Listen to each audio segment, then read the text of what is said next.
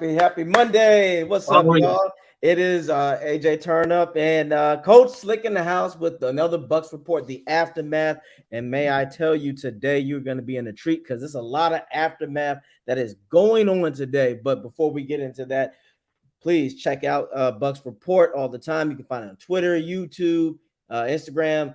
Please share that like button, spread the word. We do Buck talk in here. BUC Buck Talk. What's up, Slick? How you living?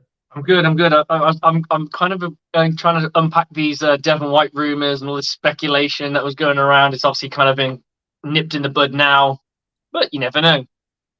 You never know. No, yeah, man. That will, yeah. We can get in the order of business. Is that what you want to go in on? Because yes, that was a very interesting today. It's one of those things. It would hurt for Devin to leave, but if we get something significantly, I look at it like this. Depending on the direction the Bucs go in, you get rid of a guy like Devin White, you damn sure better make sure that you are getting us something valuable, just as valuable in return or better. I say this: you give a defensive key piece guy away, you're either bringing in someone who's just as good on defense, or are you going in the direction that you're going to make this offense a juggernaut? That's the only way I see this, because you could get a second rounder out of Devin White right now. I think as much as people seem to think he's worth a first round pick, unfortunately, he's in the last year of his contract, and that's not negotiable because a team only has him for a year. So the leverage, he's definitely a first round player. Like if he had a 4 years left on his contract, let's say we re-signed him, he's probably worth a first round pick. Oh, absolutely. Absolutely.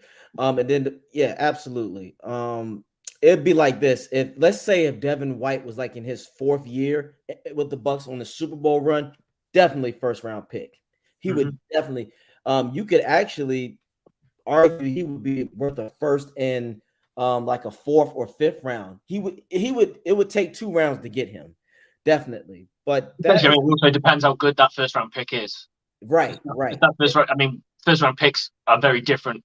First round pick in the 31st isn't much better than having the 31st first round pick and having the 3rd overall pick in the 2nd round. There isn't a massive. It's not light years difference, is it? So not at all. For me, it would be if I would have gotten Devin White Super Bowl run. I'd like I want a top 10 first round pick, and I want, if I can, a late 2nd round. That would have been my price. But I want, this is interesting. I don't know what I think. Devin might be in the mindset of where he could be trolling because of his personality. He could just be messing with people, but he's also probably looking at it from a business standpoint. If he goes somewhere else, he can demand money if he has a boom year. But I'm really want to know what the Bucs are thinking. I want to know what this front office is going for, because I'm not here to say if the Buccaneers wanted to go for an offensive juggernaut, I'd say splendid. I would be all for that, but you'd have to be an overwhelming powerhouse. You cannot have no errors. You're sending a message to me, basically telling the Buccaneers organization, for me personally, you're telling me you're going to be a top 5 offense for years to come. You're telling me, hey, we're going to build, or hey, we're going to get something out of this that's going to be equally good for this Buccaneers franchise. So with Devin White, it's one of those things. I want him here because I want him to have a breakout season. I still see the potential, but for business reasons, I don't even know how much we would cut salary if we let him go. Okay, so I know the answer to this. It's 11.7 million. Oof, and you don't. There's no dead cap. That's why Yeah. this is a conversation. It's a Right. conversation because you don't lose it. You lose a player, but you clear cap. So if you're desperate to clear cap, but what the Buccaneers could do, and let's be realistic, if they want to keep Devin around, which I assume they probably do, because they need to have a success for Levante David, who probably has a maximum of 3 seasons left in him. That's no Yes. criticizing on him. He's never really had any major injuries, but I don't think he's in the mindset of wanting to be one of those players that just plays and plays and plays and plays. I just don't see it for him. I I agree. wouldn't be surprised if this or next year would be his last year. If I'm honest, I would not. At the moment, I could see him hanging up his cleats anytime. I don't think he will this year because he's obviously already in talks with the Buccaneers about coming back. But you damn sure need to have some, because next year you don't want to be in a position where we have no Levante David and no Devin White. What do we do now? Like, that's a big hole. That's a very big hole to fit from a Yes. this run defense that fabled run defense that we have. So what you could do is you re-sign Devin now, and he signs for a deal where this year the cap hit is nothing, so he is literally that minimum, but a big ass signing bonus, Yes. and then you got all your future years down the line. So this year it doesn't affect them. A bit like what they did with Deshaun Watson in Cleveland. They gave him literally $1 million, but there was so much guaranteed crap on the end of it for the next year Yes. and stuff. So you could easily just backload his contract a bit more. And he gets all his money up front. He gets his money the moment he signs a fucking piece of paper. So no one's gonna say no to that. No, I agree. With that being said, you resigned Devin. I'm expecting nothing but greatness from him. Give me a reason. You have Devin White at this point has to give me a reason why I need to keep him as like I would want to keep Antoine Winfield and Worth. Those are the two guys that I want us to take care of in the future. I Because think they're more of in my eyes, they're a bigger priority than Devin White. I agree. I'll touch on this. I love Devin White. Is his personality, everything, the Yes. fire that he brings. He's got a bit of cockiness, which you enjoy watching, especially when the defense is balling. But he is fun to watch. Yes. His biggest weakness in his game is his pass coverage. It always Yes. has been, and I haven't really seen it get better. It's stayed exactly the same over the course from the eye test alone. In fact, you could argue it's got worse because he's had less picks, less passes defensed. So when I look at Levante David's way more complete. The only thing you don't get with Levante David that you get with Devin White is the bang bang. Like Devin White is very flashy in what he does, Yes. whereas Levante David is very more, I'm getting the job done. Yes, technical. It's yeah, he's a more technical, sound-minded guy. Devin, as you can see, we know he's the better athlete. Uh, that's the thing. Devin should be taking so many notes from Levante. Can you imagine if Devin White had Mm-hmm. Levante David's mind? He would be the most complete linebacker in the game because you can utilize. That's why I still have hope for the likes of a Devin White. If they remember, we talked about this all season. He was Mm-hmm. not utilized enough. Sometimes, if you know that his coverage is a weakness, why not move him around and make him an edge rusher like they do with the Micah Parsons? Make him more valuable because Devin is excellent against the run. He'll blow you up, but Mm-hmm. use him on the edges to make line. Can you imagine with his speed that a lineman is gonna have to? Because I believe if they would have done that, you could have blitzed with a nickel corner because then that outside lineman has to secure Devin. But while he does that, he's going to have to move out much farther than what he wants to do, and that will have a nickel linebacker come in there and clean up. So Devin White is going to have to level up. But I agree with you. I'm more concerned. The bigger priority is Antoine Winfield and Wirfs because we've seen nothing but upside. Wirfs is already an elite right tackle, in my opinion. Yeah, I think they do. Antoine Winfield has the potential to be an elite safety. He's already an excellent safety already, but I see up more upside. So Devin, this season, Devin has to have at least 100 tackles. For me, at least 3 to 5 picks, and I need at least 6 to 8 sacks. I know that's a very high expectation, That's but a tall order, buddy. That's a tall that's order. That's a tall order, but that's what I expect of him. I would change up what you just said. The only difference I would change is I wouldn't say 3 to 5. I would probably say turnovers instead of picks. So I Okay. want I want the turnovers. So if he can get me 8 turnovers, and in sense, I'm only going with forced fumbles. I'm not expecting you can add fumble recoveries into that, Yes. but if he pops out the rock and they recover it, I'm still giving him the stat. Like as a Yes. he still made the play that could have got a turnover. So I'd say you get 3 bang plays like that, and I would agree with the sacks, and then you're looking around about 120 tackles combined at minimum. Yes. I'm that's what I need from him because at this point it is a 50-50. Bucks fans, this is a business, and 11 million cap space is damn good for this team. I do think that can help, but again, if you get rid of a guy like Devin White, you're telling me you're going in a direction where you want this Bucks offense to be a juggernaut, which isn't a big. I won't have a problem with that because let's sort of like kind of stay on the subject, but imagine this. So let's just say we get lucky and Devin White goes for a high second round pick. Mm-hmm. Now, in your opinion, does that mean the Bucs would go after Anthony Richardson?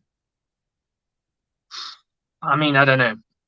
It depends. I mean, do you want to like? Do you want? It depends on what you want out of this, and who do the Bucks value? That's probably the biggest question because it's Yes. all well and good as us as fans, and I think this sums it up.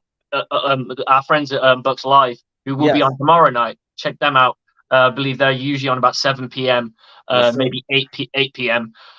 Check them out, and you're absolutely right. It's what we want, not necessarily. I think the expectation is we want him just to be as good as the play level's just got to be a little bit better. Yeah. Realistically, we can't. We'd love him to go off. Yes, I think so too. Bucks Live, you are right. That's what we want. But the only reason why I want that is because we've seen Devin White elevate, especially in the playoffs. We've seen what he can do when he focuses. I think he was at his most hungriest that Super Bowl run because that interception against the Saints, that was great Oh, coverage. beautiful. That was one of the greatest that was Derek Brooks like coverage that I've seen because he read it. I think when he focuses, he's fine. But that also comes with a coach that's gonna. I think he's the kind of guy where a coach has to check his ego. You can't let it get too out there. You have to keep a fire under him and go, Devin, that's nice. You got that sack. How about an interception? That sack don't mean shit right now. Give me an interception. Show me you're the best out there. And he's the guy where he can go, okay, I think he needs to focus on that. But back to Mm-hmm. my original thing though, if the Bucks are going in an offensive direction with a high second draft pick, that wouldn't be bad because then they can get a left tackle. I stand on this. This is me. The Bucks' major priority is a left tackle. Bucks fans. That's how I feel because whatever quarterback we decide to start, that quarterback is going to need protection. That quarterback will not be Brady. That quarterback is not going to be able to read things on that level. We had that luxury. It's time to get into reality. Whatever quarterback we get, they're going to need within 3 to 4 seconds. They're not going to get rid of it fast like Brady was. And I know with Anthony Richardson, with his combine, he did very well. But I tell people, let's just forget it's just a combine. We don't know what he's going to actually do in the NFL. So if you had to say, Slick, what if Chicago comes in and says, give us Devin White and your first round, and we'll give you Justin Fields? Would you be tempted to pull the trigger on that? Or if they just say, we'll give you another high second round pick and you can get Anthony Richardson and a possible solid left tackle in the second round? Which one would you be more inclined to go for? That's really tough because I think I'd rather get the draft pick. To be honest, I Okay. I don't see what everyone else sees in Justin Fields. I just don't. I don't see it. I don't think he's Okay. a bad player. I don't see him being as special as everyone seems to think he can be. I just I don't know. It's just a feeling. I can't describe it. Not saying that I'm right at all. He could easily prove me wrong. I'm just not feeling it from him. And I think giving up a franchise level player for a player that still hasn't become a franchise, not even close to a franchise player yet. Yes. He had an iffy season at best, Yes. but people can see potential. That sucks, and there's a lot of talk about how he would thrive elsewhere, but that's yet to be seen. Yeah, That's true. and it's still a question mark on it personally. Yes. Um, Oh, and I think Bucks Live say he want Bucks Live. Do you mean 10 p.m.? If it's 10 p.m., by all means. But I we also do have a see. couple of guests coming at some Yeah, point. we have another guest coming. But yes, You're I always more than welcome, though. yes, absolutely, my man. But he also says Worth will be a left tackle. Hainsey will be a right. We've already slicking out. We are definitely in agreement on this. I think Buck fans, I know what you guys think, but switching to complete opposite side, you have to really understand what you're asking a player to do.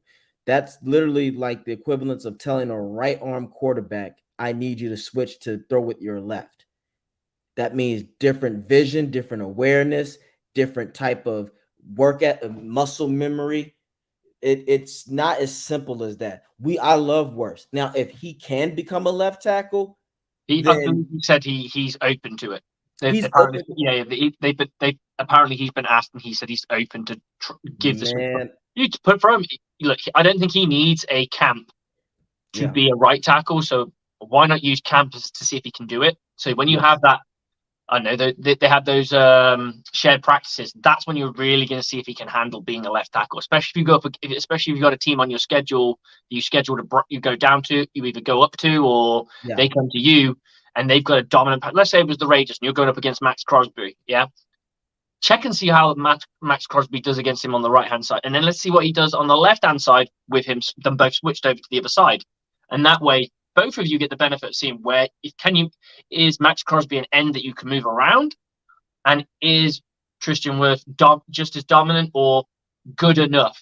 Because I think what people are the way people are looking at this decision with Tristan Wirth is if he just drops off a little bit, but you're able to put in a stronger right tackle, then your overall line is better rather than having a really poor left tackle and a super like amazing elite right tackle. But if you switch him and he plays, let's say he's elite. We agree that he's elite on the right tackle side. Let's yeah. just say he's very good on the left hand side, right? And then you've got a guy who can play left tackle okay, but can play right tackle good. You see what I'm saying? So your overall line ends up being better. I think that's what people are trying to hope where we're going to go with this. Yes, and I'll say this just to quote Bucks Live. I think you're talking about what we want. I don't think we can expect that. That is very you put it this way. A guy like Wirfs right now, if he continues at his right tackle within 4 more years, he's Hall of Fame worthy. That might be a once in a generational type of right tackle that we'll see. I I want him to now. If let's just say, like you said, he's elite at right. If he is just if he's solid and good at left, maybe. But that means you better hope to God that you don't miss with this right tackle. You better hope to God that you don't miss at all because I just I think you can find and develop a left tackle in this draft coming up. There's a lot of good linemen out there that has that dog in them that can do it. This team can be complete. So why not let this person grow in their position? Now, if he's open to it and he succeeds, oh God, can you imagine what if Wirfs is elite at left tackle? Lord have mercy. I would That's say okay. he's on. I mean, realistically, if he can do it, he's in a contract year. We gotta then now They're that's going to pay a money lot down more money for him that's because left what do you tackles think? are a commodity. If he's an elite tackle, that's what 140. He's gonna ask for 100 million. And why shouldn't he? Because now that So leaves technically, no. by moving to the other side, the Buccaneers could be shooting themselves in the foot. That's what I'm saying. If he plays elite, there's no way you're gonna have to say goodbye to a few other Buccaneers players or reconstruction, a shitload of contracts because that's $100 million, and the Bucs will have no choice but to bow to his demands. Wirfs will be like, I played elite at both positions. Pay me. he'd be like 140, and he would want 100 of it guaranteed, and the Bucs would have no choice but to say, "Yes, Wirfs, we got you." He knows his worth. I'm just saying, he knows his worth. I, I, I, I I I love it, that. that would be a hell of a conundrum. I wouldn't mind that type of conundrum because then, hey, it's just that's the beauty of Antoine and Wirfs. You have two guys that you're literally like, shit, we're gonna have to pay big bucks because I see a breakout year for Antoine, no matter what. I see it coming, He and he's plays gonna two positions incredibly well. that exactly, Sorry, three. He plays three. He can play three. He can play strong, and he can play nickel. and he can also blitz. To me, he's Mhm. just Rondé Barber at safety. I that is spot on. Maybe a bit shorter. Yes, just short. No, I think they're the same height. No. I'm No, pretty wait, sure how that tall is I think Winfield is Rondé's 6, and I'm pretty sure he's no shorter than 6. Rondé is 5'10". Yeah, no, look. Yeah, I was about to say Rondé's got to be 5'10" to 5'9". I've seen Rondé in person. He's about 5'10". Oh, man. Here we go. And I think Winfield is 5'9" or as well. Mm.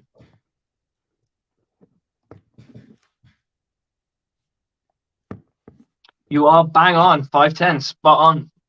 I figured that. Hey, fair play to you, brother. I thought you were I 6. figured that they're look Winfield, Antoine Winfield is Rondé Barber at safety position, and the thing is though Winfield can lead by not just his words but by actions as well.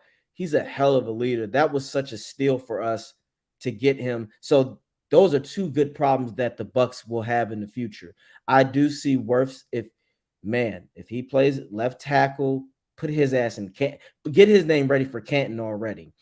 Can you imagine it? Seriously, can you imagine if he does that? Because you're right. If he can play just above average, you can find a right tackle possibly, uh, and all they got to do is be solid. And Mm-hmm. like, That's what I'm saying. So I think yeah, people are looking at it as a move him there. Okay, let's say you lose. Let's say out of 100% greatness, you lose 20% of it. He's for a left tackle. He's still going to be one of the most dominant. He's still going to be a very dominant left tackle. yep, And then if you can get a guy who can play right tackle at around about, let's say 60% of how well our boy Worth plays it, you've got a decently solid line you in do, total. you do, and then with our receiving core, you'll be fine.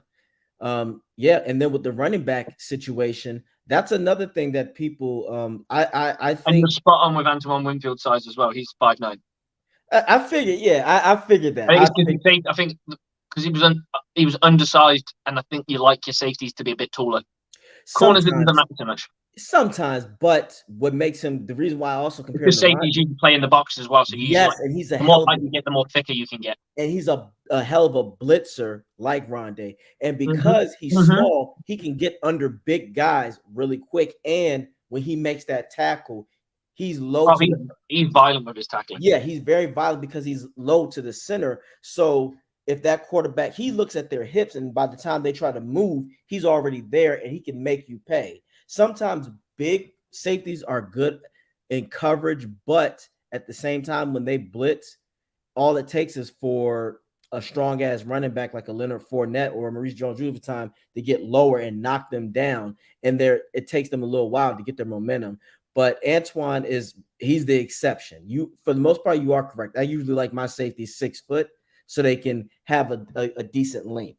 But a guy like Antoine, he is the exception. He's an anomaly, and I think he'll be just fine. Hainsey can play right tackle. He I thought Hainsey was more of a guard, but A lot of yeah, people who played guard and play tackle in college. If they're a bigger body, you usually end up getting pushed inside because they're just not fast enough to play yeah, the tackle position because it requires a bit more speed. yeah, Um, yeah. but This season I wouldn't be surprised if in the draft the Bucks get 2 to 3 linemen and they assess through the preseason and camp to see what they have. I wouldn't mind that because now you have depth. You have depth.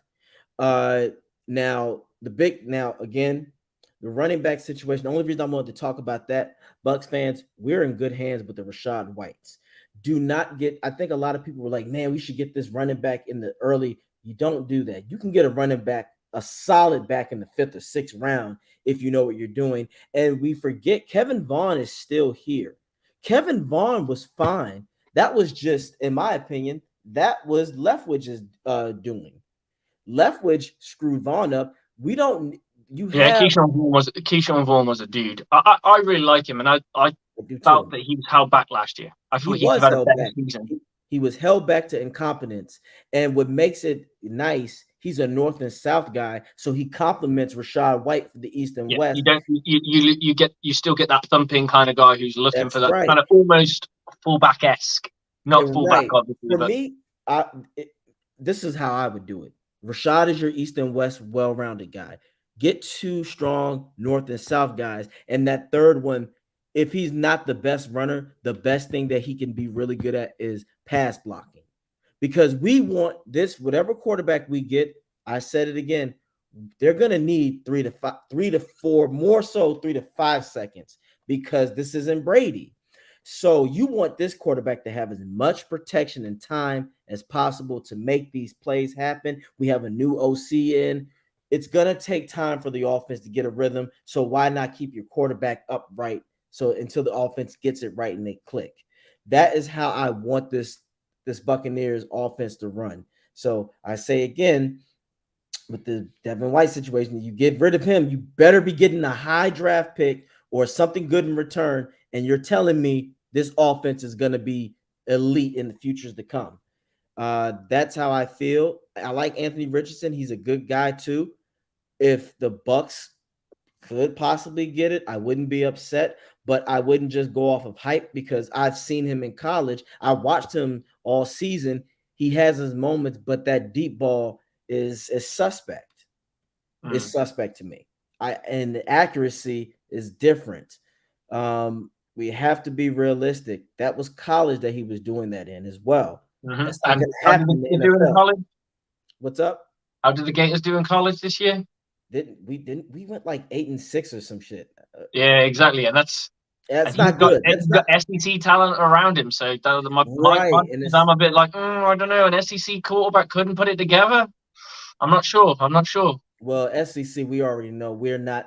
SEC has never been known for drafting elite quarterbacks or great No, but I mean quarterbacks. the talent around him. Oh, absolutely. Yeah, that's why I the mean, like SEC. there's like there are quarterbacks in the SEC that will succeed. Like AJ McCarron is a prime example of that. He would never Mhm. do anything in the league. He's now in the XFL or what have you. Yeah. But most of his players that played around him, like his tight end, his tackles, his guards, his center, his running backs, his wide receivers will all go on to join the NFL at some point and have. Some of Mm-hmm. them will have illustrious careers, and some of them will not. Right. But some of them will Hold all on. hang around. I resent this, Bucks Live. Do not disrespect Cam Newton this way. If you disrespect Cam Newton, you got to have that same energy for Josh Allen's of the world. I'm not saying that Cam was lights out accurate, but Cam, okay, and if you're going to do that, Ben Roethlisberger wasn't always the most accurate. Cam and Ben and those guys like that, they're backyard football players. I think that's the issue that a lot of people don't. Backyard football isn't always going to be mechanical or technical. It's an improvise. You improvise and you make the best of it. But we're Like not a here to, Debo-esque kind of yeah. thing. But so we're not going to do Cam dirty like that. That guy got the team to a Super Bowl with Ted Ginn as his damn primary receiver. And we know Ted Ginn was hot hands Hanen from the Little Giants. Had speed, but hands like frying pan. We know this. So we don't do that. We're not gonna do that. But yes, Richardson, I'm not sold yet. And I'm a Gators fan, y'all. I love it, but we're not sold on that yet. So do not that combine thing. How many times have we been fooled where we saw someone have a great combine, then they went to the pros and they were shit? The combine is basically just um an athletic physical for people to just look at and see what you can do. And then it doesn't always translate on the field. You Of could course run not. a 4.3 5 out of pads, but then when you get on the field, you're slow as shit because you don't know how to control it. Now, can he break? I want to see how. I think for me, if you're looking at yeah, wide receivers, you're looking at the wide receiver drills. You're looking at the quarterback drills. Can he throw that deep fade? Can he throw that deep corner route? Can he like what boxes is he ticking in the yeah, pass game? And obviously, he's doing that unimpeded. There's no reads to take. It's just come back, done. So right. you're looking at arm skill. That's all you're getting from that drill is his arm skill. And You're not yeah, getting the ability to read anything. You're not getting the ability to read defense or anything like that. All you're getting is, can he make that throw? Can he make that throw? Can he make that throw? yep, And I'll tell you one thing: once you put a defensive line, an offensive line, some running backs, and some linebackers, and some safeties around him, the ability to throw drops. Because I've seen it. I've seen guys who can throw the football and they're throwing catch with their mates, and people are going, he's got a good arm, man. Let's go and take out, and he'd be like one of our wide receivers, and he'd be like, yeah, you can try out for quarterback. yep. As soon as there's a defense in front of him, it's almost like he can't throw anymore.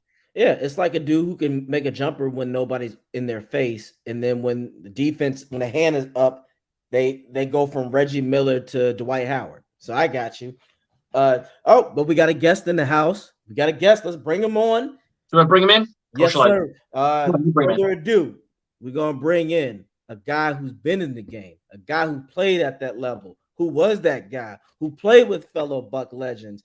We bring you, drum roll, show some respect, get yourself on. We got James Cannida in the house. What's up? How are them cannons? What's up? What's up? What's up? Ain't much, man. How you doing? Hey, man, I can't complain, man. All is well. Just, staying glued in front of this TV to see what's going on with this free agency and what guys looking like at the combine and, trying to make news out of nothing like everybody else. I agree. Hey, look, man. As much as I just said, the combine is just the athletic physical. Look, if they give me a call right now, I'd be in there right now. So I can't even front. They call me and say, "Look, hey, do you want to come in here?" I'm like, "I do. Yes. Let me get out there and run my 40. My bench is still strong, James. My bench is strong. I do 225 31 times. Okay. So, okay. And you ready? I still look, man. Look, I'm just waiting for Jason to make that call. I don't care who calls me. I go to Detroit. I go to that's not even a joke anymore. I go to Vegas. There you go. Detroit used to be the running joke. Now, exactly. Now they I go to Vegas now. You're right. You know what? No, better yet, I go to Houston. I go to the Texans, and we know how they are. Look, they call me right now and say, "Look, you want a job on the squad?" Yes, I do. Yes, I could probably get about 3 downs a game in Houston right now. I look. Why don't you get out there? Show them how it's done. But I can hold a clipboard in Houston. Yes, I want to ask you this, James. Since you've come on, give me your analysis. Have you seen in the combine? And give me 3 players that you would love to rock that pewter. Oh man, hey, I'm not lying, guys, and I did a piece on it earlier. Did you see Big Broderick Jones, the offensive lineman from Georgia, man? Yeah. I mean, that's a guy that I like. His athleticism. I just think he's going to be gone. He's a top 10 offensive tackle. So I mean, realistically, if we're not moving up in at 19, he's not going to be there. Would love to see him there. Mm-hmm. Another Georgia player, the tight end, Darnell Washington, I think it was, that made that crazy one-hand snag. And I have some friends that coach out on the West Coast and coached him up in Las Vegas, and they hit me up and said, "James, man, that kid's a hell of a tight end. He would be great." And I believe that's another position of need, knowing that we're going to let Brake go. I think it's going to be a good tight end, but we're still going to need a pass-catching tight end. And so it's just different things like that. And then, man, I am drawing a blank right now. But the defensive tackle from Northwestern. Yes, he's going to be gone. I think. Yeah, and that's another one that it's like you would love to see him in the pewter, but he's not going to be there. Mm-hmm. Ooh, that makes. We were just talking about this earlier. Now, let me ask you this. This is a great scenario. Wirfs gets moved over to, let's say in training camp right now, Wirfs gets moved to left tackle, and he looks like he's going to excel. In your opinion, would you get that D tackle in the first round pick, or are you still going to get a lineman? Does that change? So they say, oh, Wirfs got it. Would you go for that Northwestern guy? I would, but at the same time, now you got to also ask a question: is Levante David re-signed on the team? Because Mm-hmm. if not, you may have to look linebacker with that. You know what I mean? Like, Yes. it's so many different scenarios, and free agency is gonna, I think really determine what should be done. Yeah. One guy I've thrown around a lot, and his stock moved up is Brian Branch, the safety out of Alabama as well. Mm-hmm.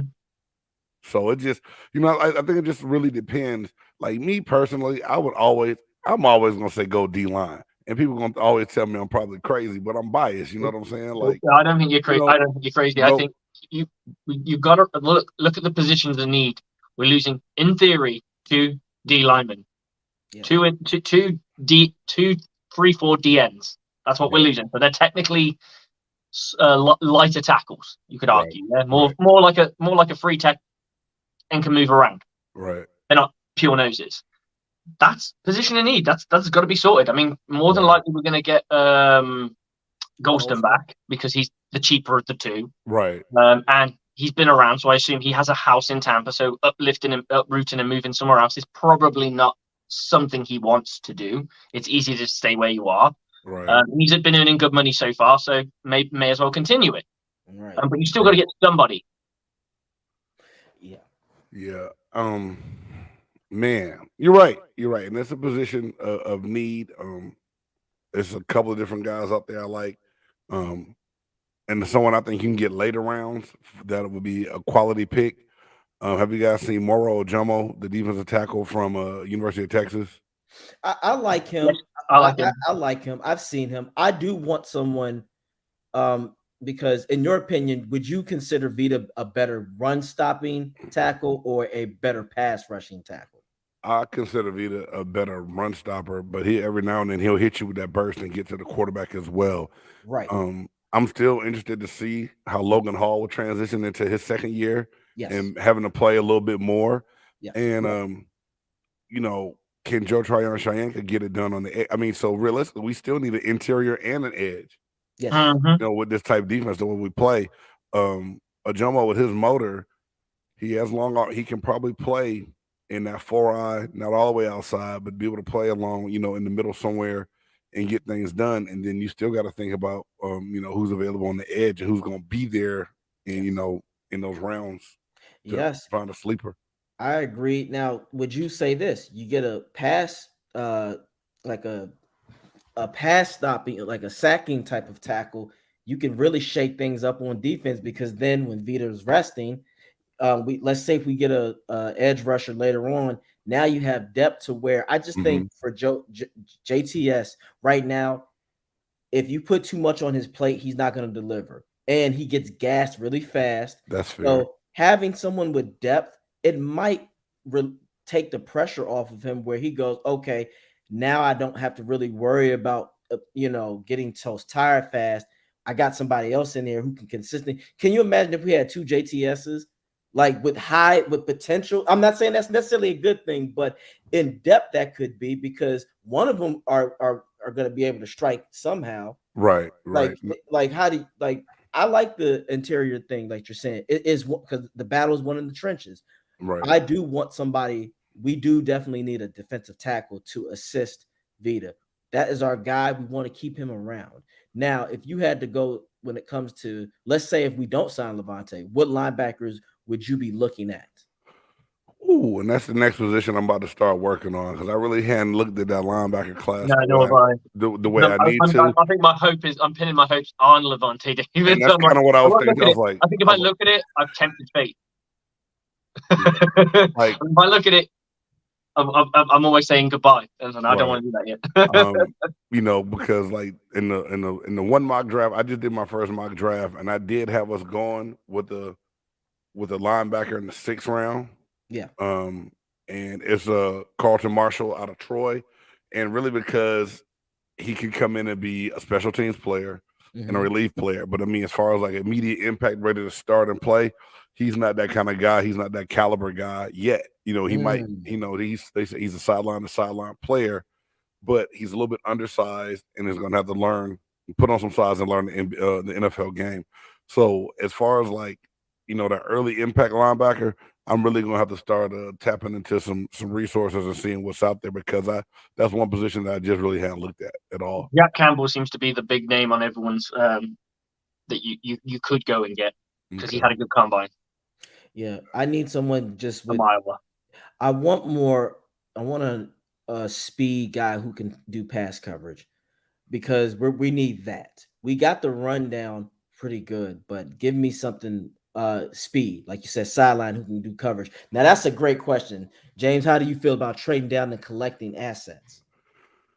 Well, I mean, I just think if your guy's not there at that spot, if you can move back and gain more picks, or if there's someone there that you can move up, it has to make sense. And I've heard so many people say like, "Well, let's trade out, let's trade this, let's do that." We're already a cap strap team. We're going to have to really build through this draft.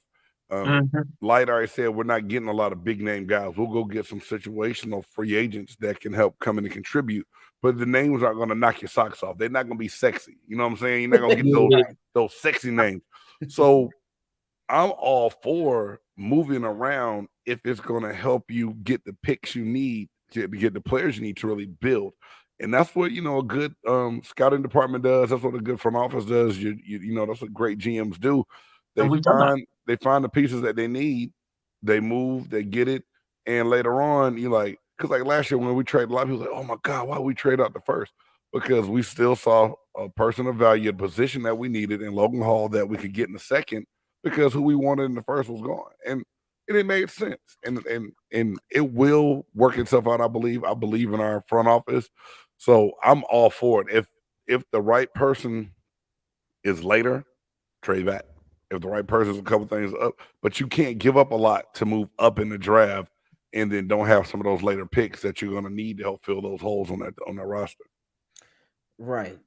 I get that. And if you had to say in the draft, let's say we were able to get 6 picks, how many, we've talked about this before, so like how many of them though in the first few rounds do you think need to make an immediate impact in the season so the Bucs that we can see something, especially for Bowl's sake? Honestly, I believe those first 3 rounds have got to be guys that can come in and make plays, man. Like our first round pick doesn't have the luxury of needing to learn. We need to get someone that's NFL ready right now. Now, I know that is saying a lot, and that's a lot of pressure to put on the young person coming into the league. But man, y'all see how fast these kids running, how much weight they throwing up? Oh yeah. Physically, they're ready. It's going to be the playbook part of things if they can adjust that way and learn the playbook and come in and be able to contribute. And also the rigors of the long season. I know for me, that was the hardest part about that rookie year, because here it is. You hit week 11 or 12 in the NFL, you just get ramped up, and you really on the decline in your college season around that time, especially you throw the preseason in there as well. Yeah. That's a lot of football to be played in 1 year, and that's usually the hardest part for most young players is adjusting with that preseason, those 17 games now, not even 16 anymore, and then a playoff run. That's a lot of football to be played in 1 year that most of these young guys aren't used to. I agree with you. This is why you're right. The first 3 need to be impactful. The last 3 need to be sufficient. Up to 21 games, guys. Yes, they need to. I think that's how I like to draft. I want to draft the guys who are at the bottom end. Hey, as long as you are good at depth and you can be a good recurring role player, you play your part, let the stars get a little rest. Because you're right. I can only imagine, not just physical, but a psychological thing too. Mm-hmm. I'm sure, James, you've been there. You've seen where guys are just at their breaking point, like you said. Imagine some guys who are playing in contract years too. Like right. if I'm messing up, man, I got to think about where I need to move. So that's why I think it is great to get role players. That's what Belichick did back in his early years, which made him so successful. Everybody on the team knew their job. Right. And they had an above average playing mentality. As you say, it ain't always got to be sexy. That chick, she ain't got to always be a 9. She could be a 6. But if she got heart of gold and she keeps herself right, she gonna be your 8. She got them skills, you know what I'm saying? Yes, she got them skills. Right. She's sticking around. That 6 becomes an 8. Exactly. right. I Belichick got you. said, you ain't got to have all the looks. You just got to have some personality. And that's what this Bucs team needs. But you are right. Me and Slick have said the first 3 rounds, he's got to this draft, he's gonna have his first 3 picks are gonna have to be, he's gonna have to have a 2020 draft. Light is gonna have to have a 2020 draft, and this is for Bowl's sake. Now, we didn't get a chance. I wanted to ask you this. In what direction do you think the Bucs are going to be going this season? Are they going to be looking to become an offensive juggernaut, or are they going to be looking to be a historical defensive stopper? Well, listening to Canales' press conference and the different things that he's putting out, they're really, I believe, about to try to become a balanced offense and not put too much pressure on the quarterback position, which I don't know if you guys addressed it already or not. We already know what that thing is looking like, and I believe that you have to have some faith in Kyle Trask being a second-round draft pick. He hasn't had a chance to do anything yet, but he's had an opportunity to learn behind a great quarterback and Gabbert, who kind of re-cemented his little legacy, not legacy, but his career resurrected a little bit, being a backup to Brady as well, not quite living up to that first-round pick hype early on. But I think he had 2 good people to learn from. So with that being said, I believe that we're going to try to get back to the basics on defense and a really balanced offense, which last year we weren't balanced at all. And some of that was dictated by the offensive line being beat up, really didn't have a chance to run the ball in between the guards and tackles the way you wanted to. And I think we can kind of get back to that this year. Ooh, balance. Yeah, I think you want to surround whatever quarterback comes in here with the most talent as possible. Again, we're not going to most likely have a 5,000 yard quarterback, guys. We're not going to have a 30 to 40 touchdown guy. I'm looking to just get 25 to 30 range, 4,000 yards. I'm happy. If Trask does that, he's my starting quarterback. But what else I wanted to ask you? Oh, okay, so you say that. Okay, now we've talked about this before. I've talked about this before. Do you want to bring in, me and Slick said, do you want to bring in a veteran to make Trask work for that starting position? I'm not against that. The names that are out there, well, we know what David Carr is off the table now because he's supposed to be going to New Orleans, right? Bye. Right. Bye, Felicia.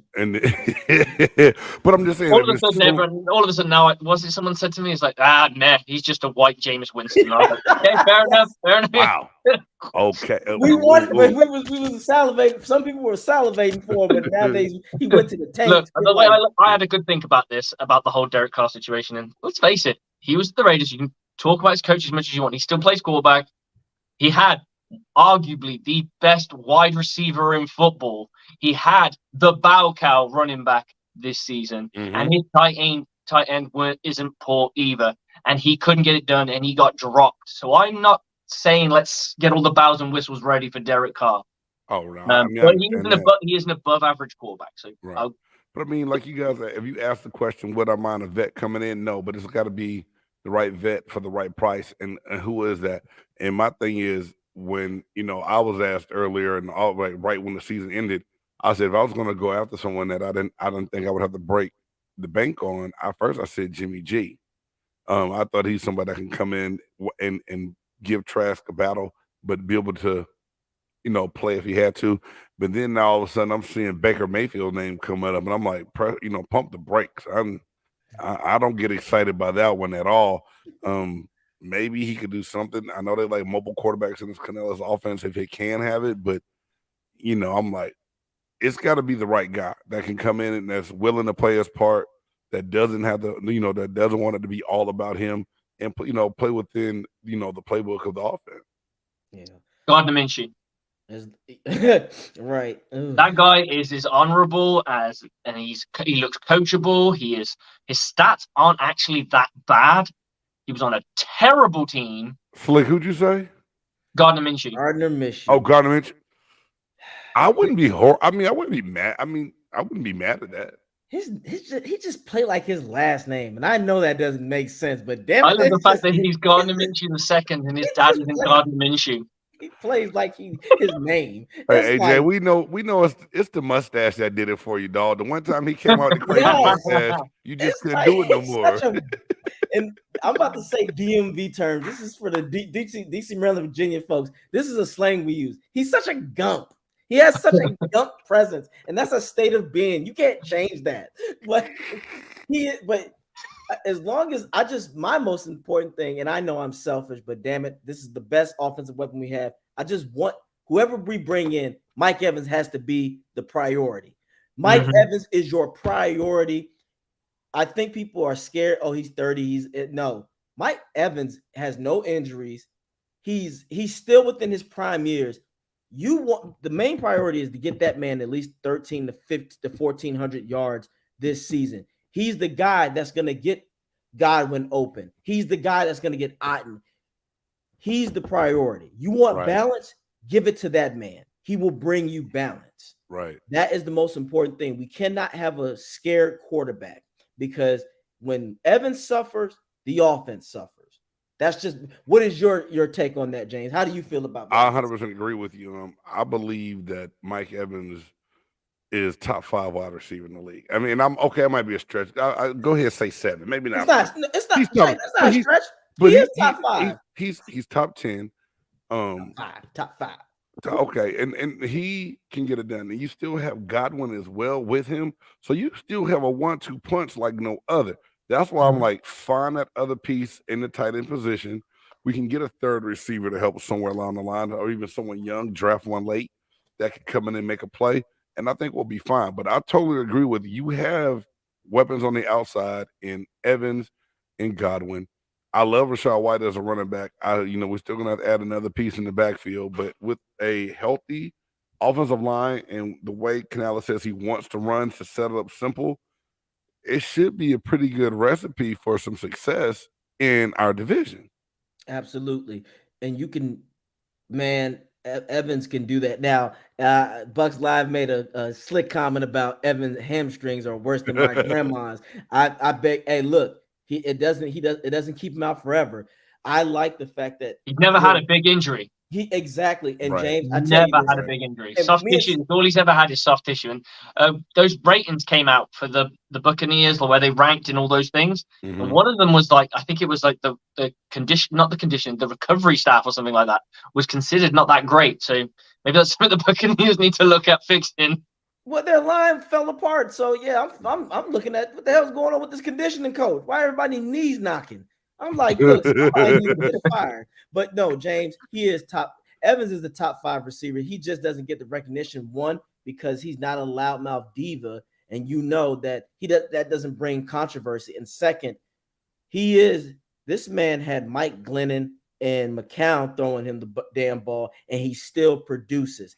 Devontae Adams had an elite quarterback most of his career, throwing him the rock. Right. Stephon Diggs and them, they had, and then they also were part of an organization where they were the priority. Evans wasn't always necessarily the priority in the playbook. Can you imagine if Evans had Tom Brady for 6 years? His numbers would be on another level. Yeah, they'd be astronomical. Yes. I mean, I feel you. So, or Aaron Rodgers, it'd be further astronomical because he's going to force it to him. Brady ain't going to force it to you. But the point is, Evans is an elite guy. He still can play at that level. And you do that, you're going to give everybody else, again, opportunities. But yes, I do. But when it comes to the running backs, James, we got Kevin Vaughn. Don't forget, Kevin Vaughn is that good north and south guy who can beat up the defenders when Rashad takes his rest. Vaughn's a value. I liked him coming out of Vanderbilt when he got drafted. He hadn't really had a chance to carry a lot of the load, but I mean, I like it. I mean, I think he can get things done. Yeah, I agree with you. Yeah, I think.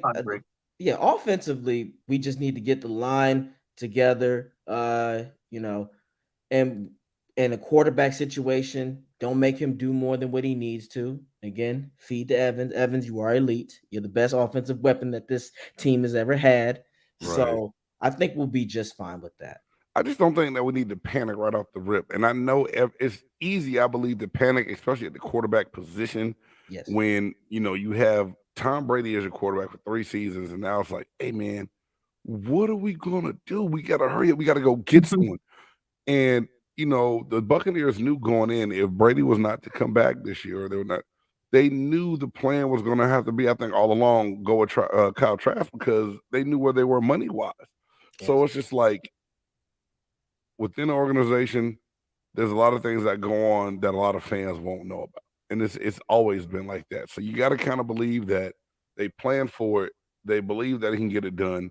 And I mean, you look at a lot of teams and a lot of the quarterbacks around the NFL, and it's just like, I'll take my chance. If we can get the line healthy and get a couple other pieces in place, I'll take my chance to see what Trask can or can't do.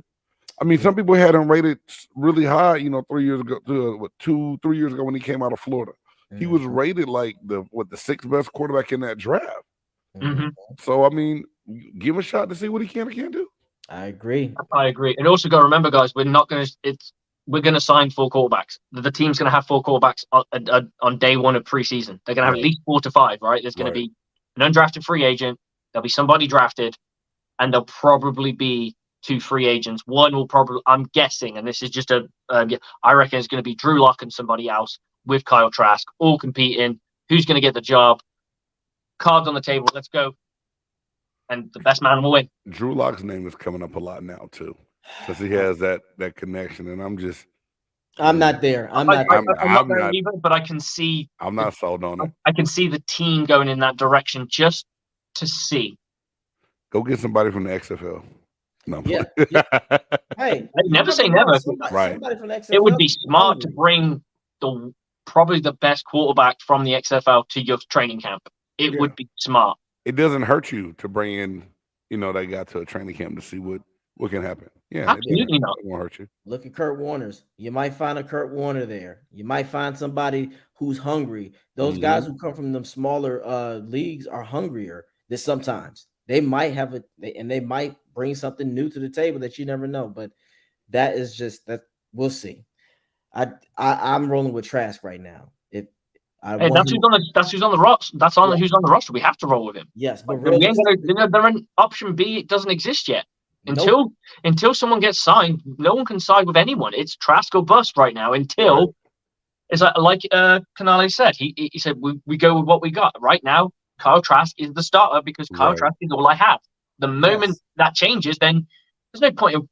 We speculate, of course. Oh, I'd like to see this guy here, or I'd like to see that guy here. I like that guy's moxie, or I like the way this guy plays. That's all well and good, but they're not in the building. Agreed. Either way, I still see this Bucs team maybe being 9 to 10 wins, and if that's the case, I will be fine with that. If I see potential, if I see a future, that'll be something after the draft we can all discuss. Hopefully, James, you can be back to join us because if the Bucs have a knockout draft.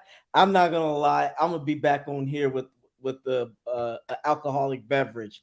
If these guys come out looking real sharp, wouldn't it be nice if the Bucs make a deep run in the playoffs, like they get to the NFC title with Trask or something? That's look. Let me just hold on. It's March. Let me chill out. Wishful thinking, man. Ain't nothing wrong with that. There's nothing wrong with that at all. I don't want to get my hopes up, man. I had my hopes up with Leftwich being in charge, and I already knew that was going to be a mistake, but I didn't know it was going to be an embarrassing mistake. So, but I got a question for you.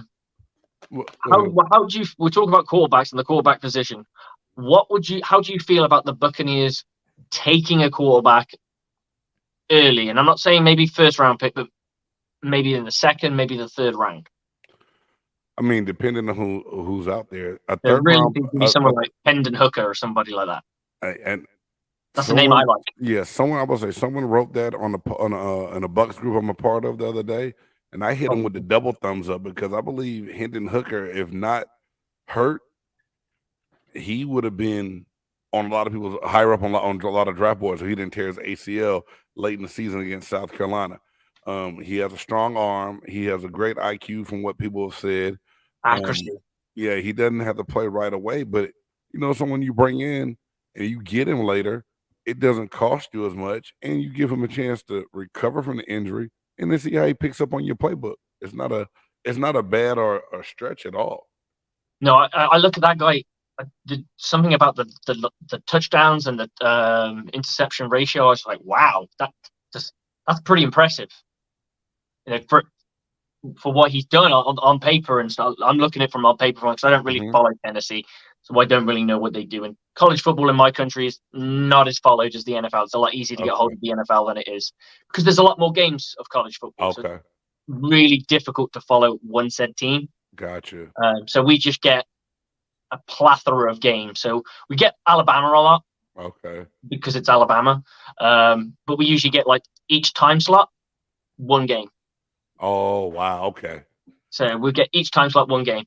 With the NFL, we can get the whole shebang. But yeah, Hendon Hooker, just on paper, I just saw the stats and I'm thinking, and then a lot of people go, "Oh well, he's injured," and I'm like, "Well, it's an ACL, and if ACL surgery and ACL recuperation has come leaps and bounds, and from a quarterback position, it's not as bad as say for a running back or somebody who's using a lot more." Stride and footwork or cutting, turning left, turning right, who's cutting and making sharp turns more. Quarterbacks don't tend to as much. I'm not saying they don't at all, but I think an ACL injury is not as big on a quarterback than it would be on your running back. Right. And that's how I look at it. That's why I was like, "Ooh, that could work." Could he get healthy in time for preseason? That's the big question. Well, with surgery nowadays, and as less invasive as it used to be, and guys are recovering faster. I'm not trying to be funny. Look at Godwin's recovery. He made it back probably a lot sooner than people thought. And as the season went on, he got better and better from when he did return. So it can happen. But I mean, to me, if you're getting Hendon Hooker, it's for future. It's not for right now. Yeah, you're getting him to let him recover and heal to see what he can do. If you want somebody that's going to come in and compete right away with Trask, it may have to be a different name. Agreed. We want to keep this man's confidence, and I know that's cliche, but you do want him motivated to go, hey, I'm going to have a fair shot at least, because I want Trask to earn his spot. But at the same time, I don't want him to feel like he is being, railroaded or done dirty. So we might have something in Trask, Bucs fans. We might have something. We don't want to give up too quick. We don't want to pull a Steve Young. Boy, I saw that. I try not to laugh. You get that straight face on. I'm not doing that. Look, again, I was it's a legend. We will not disrespect the legend. There's somebody pulled a ranking down. They had him as the 9th best defensive tackle, and my hair almost grew back, and that's something. Look, we're not gonna disrespect this man. That's the greatest to ever play the game. But anywho, yes, I just want to believe in this Bucs quarterback, no matter who he is. Yeah, that's at the end of the day, they have. Chris, I'm right there with you. Man. Trust him. I do. Look, Light has already gotten us gems. His first pick was Mike Evans. Enough said. We're gonna give that man a break. We're gonna cut. We know what he can do. No GM is perfect. So let's see what he can do. I've looked at one of the epitome of teams when I look at a team that was able to collect talent was the Seahawks from 2011 to 2013. They collected a lot of talent. When that defense is from those drafts, right? A couple of free agents and what have you, but the big names on that, the ones that potentially could go to Hall of Fame level, were all drafted around that time. Since then, it's been dry. It's been very, very dry. There's not many people you can turn around and say that's been at Seattle since 2014 to date, other than say DK Metcalf and one or two other people. There was a good 5-year period, and they've had the same GM the whole time. Nothing's changed from a GM standpoint for them. So there are times where good teams just don't get it right. They miss, and the thing is, you never know. You can look at think you bring a Ferrari and putting it in the garage, and then you started driving and go underneath that hood, and you got a Volkswagen engine in it. You know what I mean? Like you don't know sometimes. You don't know, and then you have other guys that you think, I'm gonna go ahead and get this 85 Honda Accord. You're like, damn, this thing drive like a 2025 Lexus. That's Okay, right, it's not because people bad. have been keeping it oiled right and Yeah, keeping the maintenance updated. You're right. yeah. Look, it's a metal car too, so it's got that old body frame. You see what I'm saying? It ain't Yeah. plastic.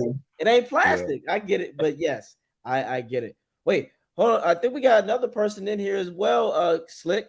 Yeah, we're gonna bring in J.T. Olson of the Creamsicle Chronicles, one of the writers for Bucs Report. Welcome to the show, brother. Hey, how y'all doing?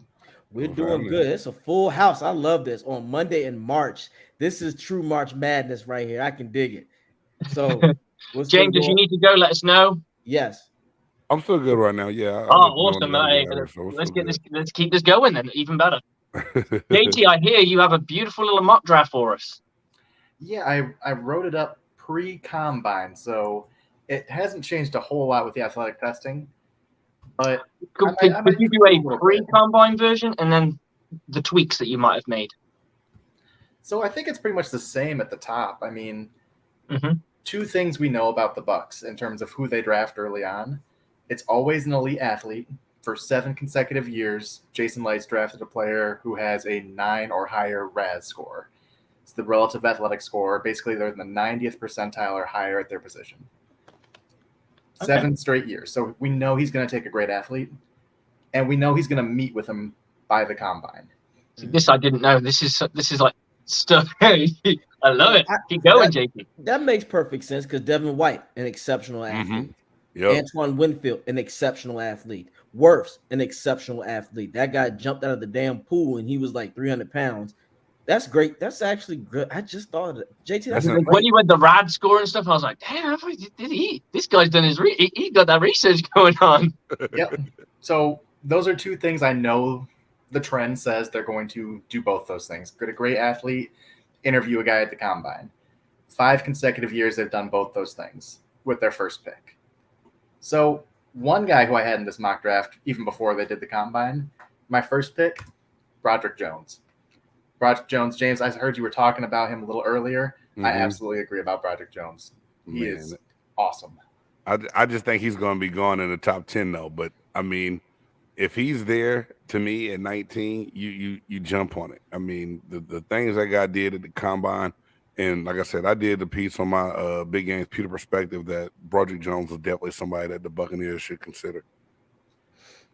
Yeah, And it looks like they're considering offensive tackle heavily because I know they met with Jones. I know they met with Paris Johnson from Ohio State. They met with Wright from Tennessee. They're doing their homework on these offensive tackles. Okay. Amen, as they should. In your opinion, if who do you think the tackle that could fall that the Bucs, besides Broderick, that he could be a steal for the Bucs? One guy who I'm kind of hot and cold on is Anton Harrison from Oklahoma. Yeah, Same. He is really gifted athletically. He moves unlike most offensive linemen I've ever seen. Like, it's a short list of guys who can move like him at his size. JT, I got a question for you. What about someone like DeJuan Jones out of Ohio State?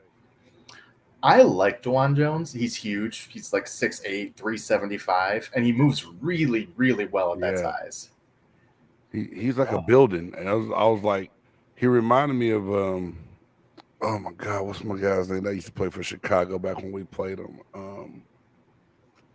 I'm having a brain fart. Is his name Anthony? The guy he's not the comedian guy. No, that's somebody else. I'm sorry. No. You're thinking about Spice Adams. He was a defensive lineman. This was it was an offensive tackle. He played in Chicago for a long time. I'm just drawing a blank right now because I wanted to say I was thinking of Dallas and Eric Williams for a minute too. But he just kind of reminds me of that frame and that body to where once they put hands on you, it's almost just like, oh, next play, I'm done. You know what I'm saying? Is he more of a run blocking left tackle, or is he good at pass protection? He can kind of do it all. I mean, he's a good, well-rounded player.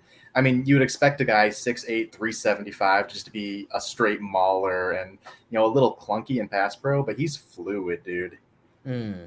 Okay. So you think he could be a possible steal. That would be nice. Okay. With that being said, we were talking about this. What is your insight on Wirfs? Well, let's say Wirfs decides to go to left tackle and he dominates. It looks like, what does that change the outcome of the draft, in your opinion? I mean, I think Wirfs is going to dominate wherever he goes. I mean, he's a special player. And we got to see him play a little bit of left tackle at Iowa. I'm trying to think of who their other tackle was. He got drafted. I think it was, I want to say Austin Jackson, but I'm not sure if that's right. But he went down his senior year, and Wirfs had to bump over to the left side to play left tackle. He was awesome. He was just as good as he was on right tackle. He didn't miss a beat. Gosh, if he dominates at left tackle, we gotta, you guys, just get ready to give him 140 million minimum. You can already write that check. If he does, because and what if he doesn't even allow a sack? Now he's gonna be like, I want 100 guaranteed million. That's another problem to have another day. But okay, we were also talking about defensive tackles. What defensive tackle do you see that the Bucs could realistically get? I have my hopes, but realistically, That actually works perfect because in the second round of my mock draft, I went defensive tackle. I went Mazi Smith out of Michigan. Oh, you got a Wolverine. I like it. Oh yeah, gotta get all those players in my backyard here up in Michigan. Okay. It's someone you've watched quite a lot, JT? Yeah. And Mazi at Michigan, he played mostly nose tackle. He was more of a run stuffer. Mm-hmm. But y'all are familiar with the Feldman freak list? Can you please elaborate? So Bruce Feldman, he's a college football writer. Every year he does a list of the best athletes in college football, the freak athletes. And he breaks them all down. This wide receiver can bench press 375 25 times, whatever metric he's looking at. Just the top shelf college football athletes. Mazi Smith was number one. So pound per pound, he was dubbed the best athlete in college football. Wow. I wouldn't mind that. We were talking about it earlier. We want Vita Vea to have help. He's gonna have to have help. Man, that would be great. Okay. Then if you who would be your next mock draft after a defensive tackle, third round?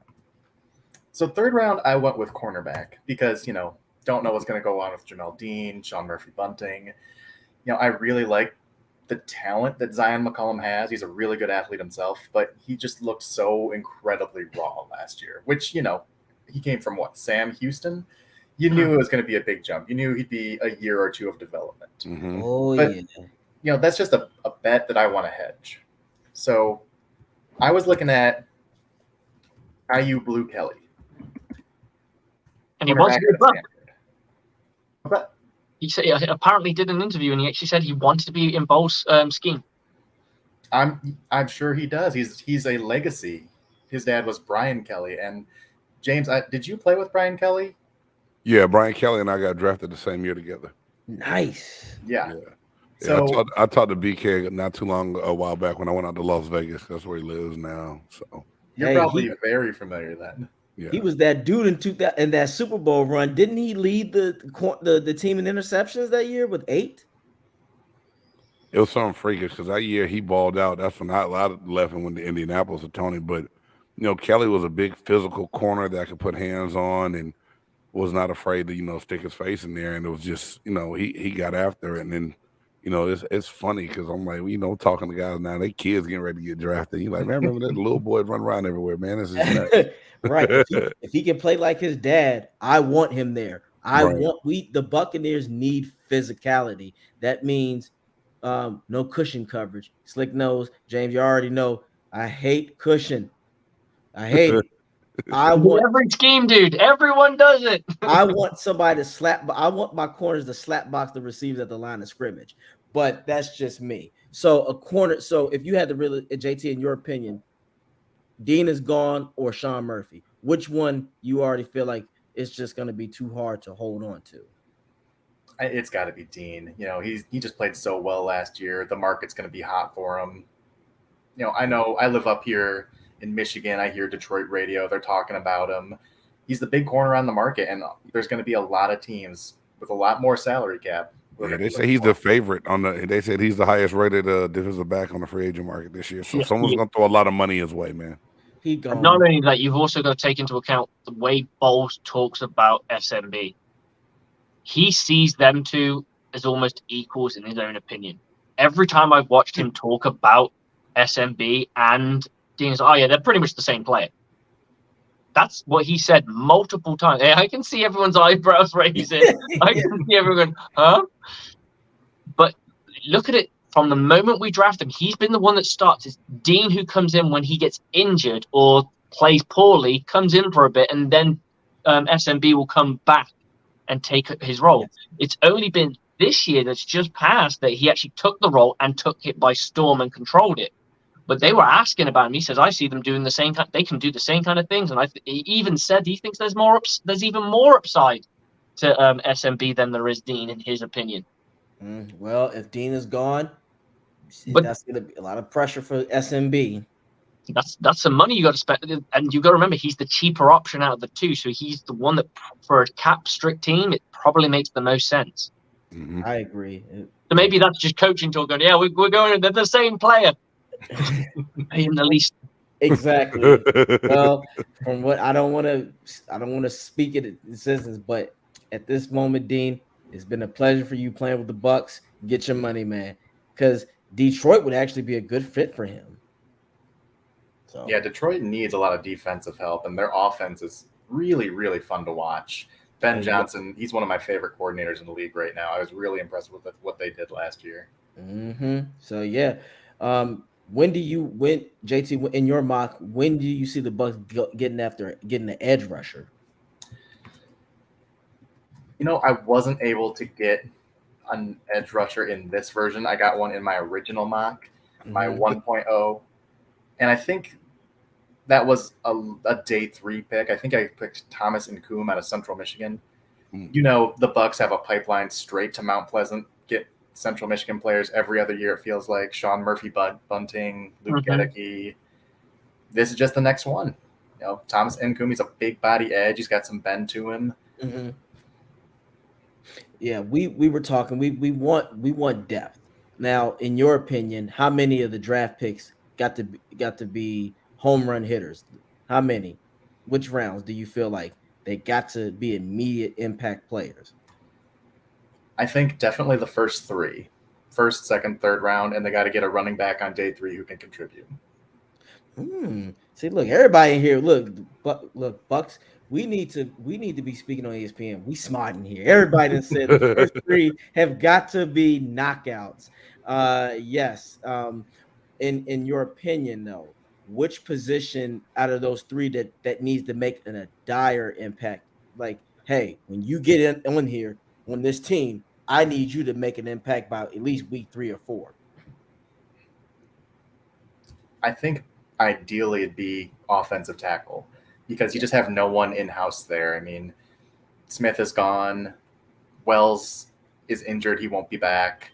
So you're bringing in someone, probably a rookie, and there's no one really blocking you from playing right away.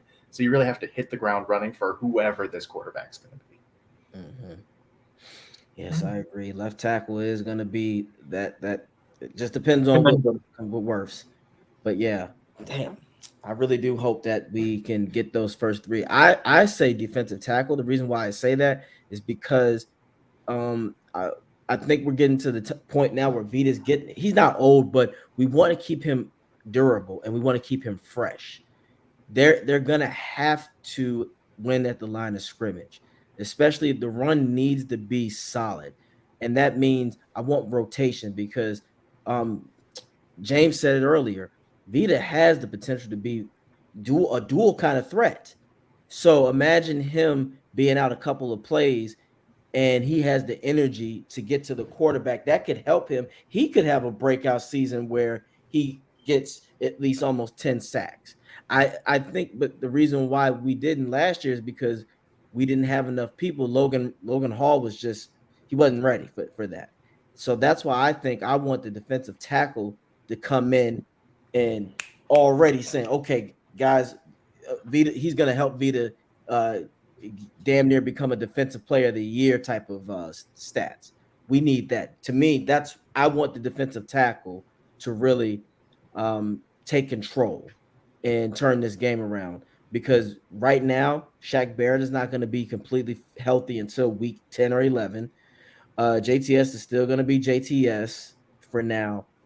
We really want the line of scrimmage on the defensive trenches to put pressure on quarterbacks to make up for our lackluster pass rushers.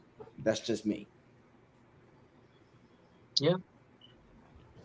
JT, where did you go in your 4th round? Great question. Who did I pick? I picked Demarion Overshone, linebacker out of Texas. They didn't have a 4th round pick, did they? Did we? Oh, no, you're right. I'm skipping down to my 5th round pick. Yeah, it's Sorry, gonna be 5th.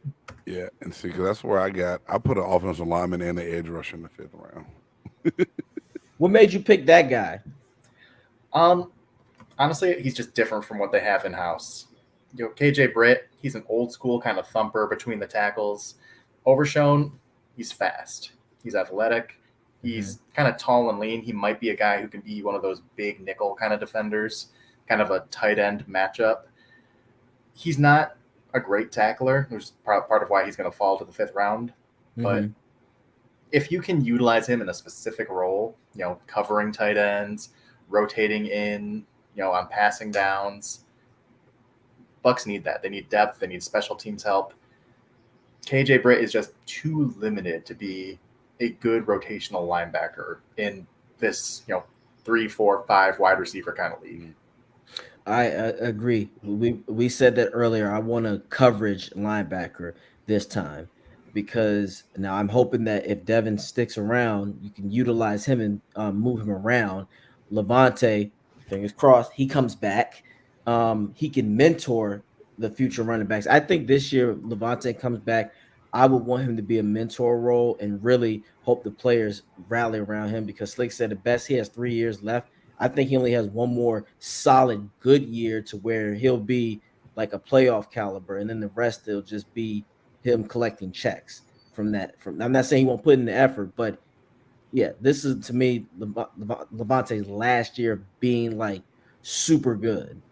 So yes, whatever linebacker we get, I hope they mentor him, especially for pass coverage, because Levante's always been good at pass coverage. And then your next one, JT? So next I went with tight end because from everything I understand about this new offense that's coming in with Dave Canales, it seems like they're going to run a lot of multiple tight ends. They're going to rotate them. They're going to get 2 guys in there, a lot of 21 personnel group. So I went with Payne Durham, the tight end out of Purdue. From everything I understand, he had a really good Senior Bowl. He's a big body. He's 6'5", 255. I think he's more of a pass catcher than what we're going to get from Kokieft. And I love Kokieft. He's that gritty fullback tight end kind of combo. But Payne Durham just brings more of a receiving element. And I want that in my second tight end.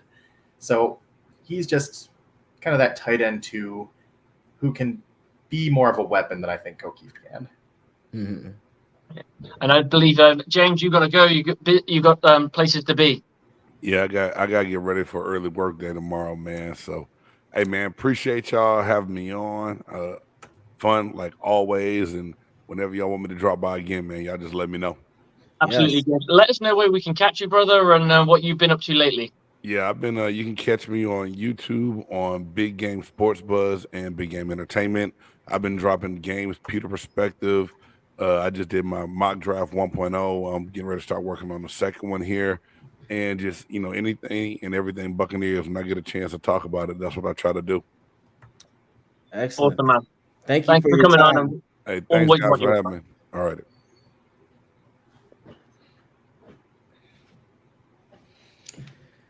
Man, okay. What else did I want? Okay, what was your next pick then? Do we have a 6th or 7th round pick? We have 2-7. 2-7? Yeah, I don't remember. I didn't put the rounds in here. I just put the number overall.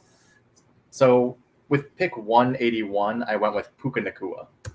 He's a wide receiver out of BYU. Okay. He's just a little bit of different flavor than what the Bucs have in house. He's a little bit quicker, more of a separator. I don't think he has elite speed, but he's got good speed.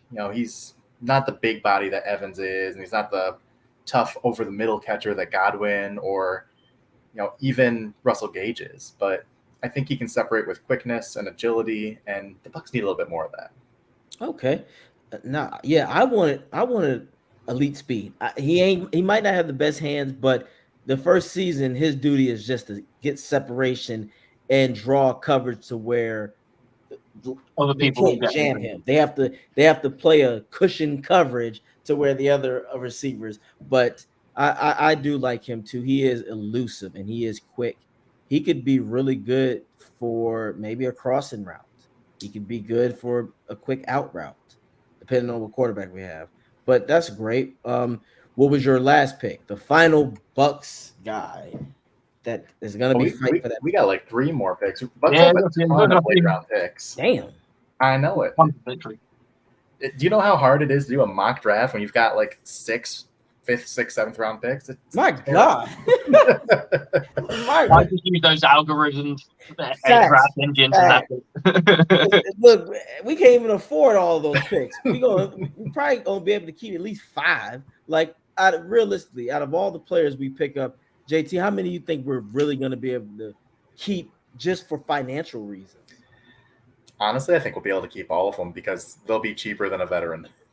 Absolutely. That's what I was going to say. You got to remember, you got them for 4 years, and some of these people's contracts are like 500 and something grand rather than being $1 million. That's true. That is true. So, and most of them aren't guaranteed. So, yes, what whoever all these people we get, like we already said, first 3 got to be home runs. The next 2 to me have to be good, efficient, depth role guys, and the others we just want to see what you have. I do want one more. Like I said, I told you I want a quick receiver. Let's see. I would say the last pick, maybe get another linebacker. And you did go for another linebacker, didn't you, JT? I did with my last pick, yeah. Yeah, you went a bit of special teams on us as well, didn't you? I did. Bucs are going to cut Ryan Sutter. I like the special teams guy you went with. He's another Michigan man, so I had to do it. And he's very, very good at kicking. Yeah, he can kick 50-plus yard field goals, so that'll be a nice change. Yeah, no, special teams count too, though. So if he can make an immediate impact on special teams, that would be great because we need that. So I like that. That's actually good, JT. Well, we've got to cut somebody, haven't we? We've got to cut a certain person, and we need to save money, so it's going to be a draft pick over a veteran. Absolutely. That'll be nice though. And this was actually you did a good job, JT. Thank you for that mock draft. You made me think about certain players, but you got my hopes up with Broderick. So if we get Broderick, man, Trask could just be average, and the Bucs could win 9 to 10 games, maybe more. He just average if he's average with Broderick and Wirfs, and then you have Jensen going to be fully healthy. Stinney could be the guy that could be depth. Hainsey might be better. So from what it looks like, this offseason coming up for the Bucs, the sky isn't falling.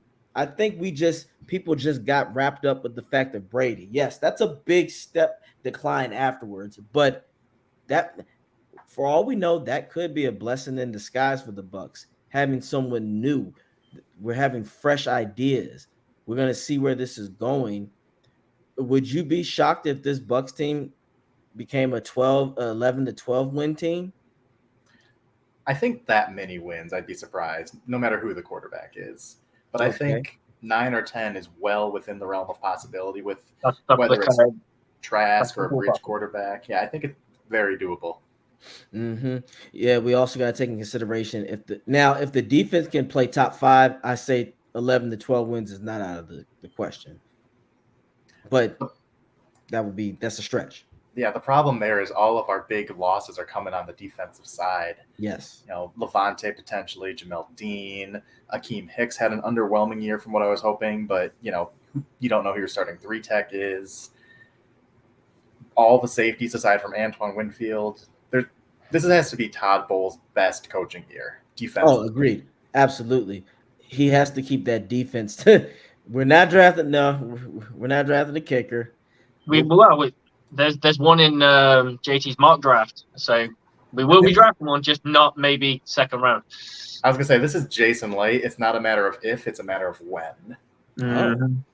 Oh yeah, we're definitely drafting a kicker for sure. Oh God.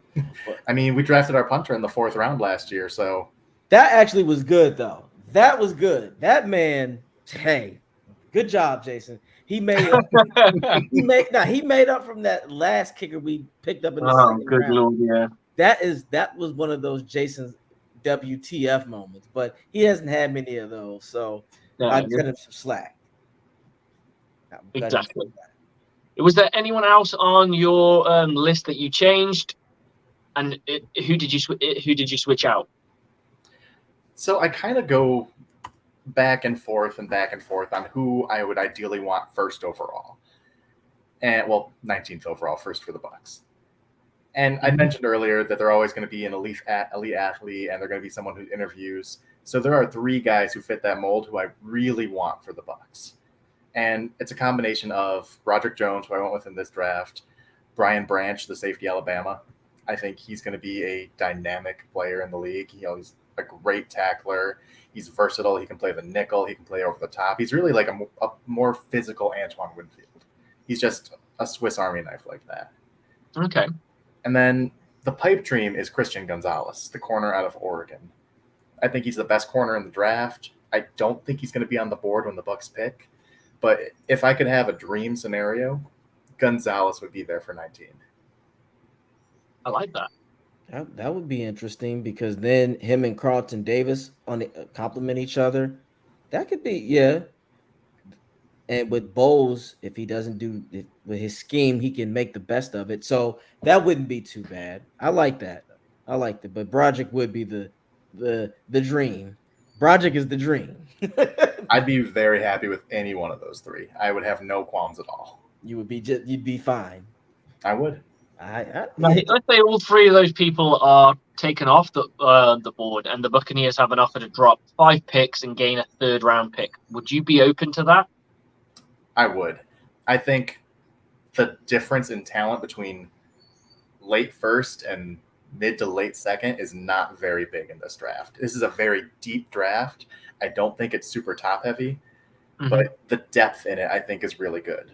Like, I think the player we get at 19 could be just as good as the player we get at 50. Wow. Okay. So you could even leverage that. So let's say, for the sake of argument, the Buccaneers do, and I think you can get is it Anton Harris? Harrison? Yeah. I think you can get him in with the 25th pick. I think so. Realistically, because I think as long as you pick before Dallas and New Orleans, because they're teams that are on the eye for a tackle a little bit later in the draft. I think you could easily go there. Potentially, you might want to be before the Giants as well. But I think you could get him, and if you gain a 3rd, you can use that 3rd to trade up back into the 2nd, and then you've got. It also depends on where that 3rd is. I mean, if that 3rd's a higher 3rd, then yeah, that's you live in the dream, and you could potentially draft somebody there as well. We talk about bringing in role players. You go from having just 3, now you've got 4 potential big role players that you could bring in. Yep. But yeah, I've got a little mock draft, and I'll have your opinion on it. Now, I use the algorithm because those mock draft machines, so I know they're not realistic. But so try not to mock too much. Try not to mock my mocker. But I had a little play and see if I could get something going. Oh, I like it. Yes. Well, I didn't draft at all. I didn't trade because I wanted to have a draft that didn't have that to show you, because you can play with these things crazily. I just kind of went with whoever was at the top alive in going at the time, and it kind of shook out quite nicely for me, to be honest. That first 5 that would be a home run. The first 5 picks, home run, because I like Cansey, but I really like Moro Ojomo from Texas. I really do. I'm a fan too. I like him, and Sydney would be good too. Yeah, but yeah, you got me already with Cansey Jomo, and yeah, Got that that edge in there yeah, as well. So a yeah. little bit of edge in there. And they've gone D line again. So that D line gets completely shored up. It's just the tackle position I lose out on this one. Nah, And that's the problem. You can't fix every problem in the draft. no, but you'll be fine. That was actually really good. To me, the first five, the Bucs landed those five. I would say that would be a splendid draft, and you couldn't go wrong. You couldn't go wrong with that. I always love doing a mock draft, and then you're like, yeah, I think this is it. This is it. And then they draft completely Oh different yeah, it's the people. opposite. I never, yeah, it's always something you might strike one time and go, "Wow, I got it," but that's it. I've only maybe gotten it right once, and that was it. That was it. The only thing I'm decent at being a good scout on is defensive backs. I always seem to do pretty well. I drafted back in the day. Is it the corner that went to the Patriots? That was an undrafted free agent that's completely shut off. I can't remember his name though. MJ something. I'm not entirely sure, but he did really well for himself. And then Ladarius Sneed, who was 6th round. I drafted him 5th round at the time, so he's turned into a player. So I'm pretty decent with the DBs, but that's about it. It tends to kind of fall off a little bit there. Yeah, I'm just a hitter. I'm just If I get one, I'm lucky. I'll be honest. So I'm not even gonna go there. I just pray that I can just they do something better than me. That's why they get the big bucks, and we're just here with the speculations. We're just detectives out here. Absolutely, and you don't really know what anyone's going to be until they do. One of the things I used to do, hopefully get to do it this year, is we get 32 people and we do a live mock draft. It takes days. It takes about 2 weeks realistically because you're doing so many rounds, and it's around people who have normal working jobs. So you got to try and fit it in there, and you get like 4 hours to pick or something like that. So that's why it can take a while. But it's a lot of fun because you end up looking back at your draft and like after the year's done, you're like, I did really, really well. Yes, or I did awful. Oh, or I did awful. There's some people who did awful, but yeah, it's all good fun. Guys, I'm gonna have to get off because it is almost 4:30 in the morning. So no problem. JT, please tell the world where we can find you and what if you have any upcoming plans. So yeah, you can find our podcast at Creamsicle Crew on Twitter. We're the Creamsicle Chronicle Podcast, part of the Around the Block Podcast Network. You can find all my written work on Bucs Report. And we've got some articles coming out this week. I've got my article today, 10 players the Bucs won't draft in the first round, kind of based on that criteria we talked about. I've got the 5 players they probably will draft in the first round. So I got a list of 5 who they're most likely to draft. I got a list of dark horse players they're going to draft coming out tomorrow. So we've got a lot of combine content coming out in the next week or so. Thank you. Thank you so much for that. And again, guys, always Bucs Report Aftermath on Mondays, 9:30. We get it rocking it up in here. And as you see, we're pretty intelligent folks. We got a lot of good, intelligent guesses. But yes, in the meantime, you can always catch me at anything at AJ Turnup. My podcast is about bucking time. Also, I got a sale going on this beautiful merchandise. It won't just have my name on it, but I got a lot of inspirational workout quotes, methods. Please check that out. Anything with AJ Turnup, you can check the link in my bio. And with that being said, Slick, we'll let you and JT take it off. Thank you again for your time. And of course, for everybody, we already know, go Bucs. Okay, brother. I'll see you soon. Take care of yourself.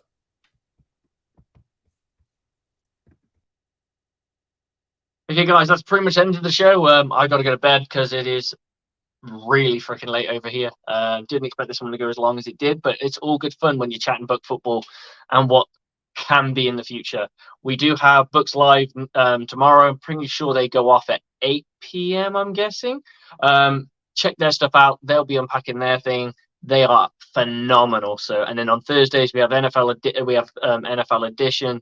We also have Dan Holmey's Bucs Report podcast. I believe that's on Saturdays. Check all our content. Check out the written stuff. We are banging it all out. So, as I always say, guys, Bucs on me, Bucs on free. 1, 2, 3, go Bucs!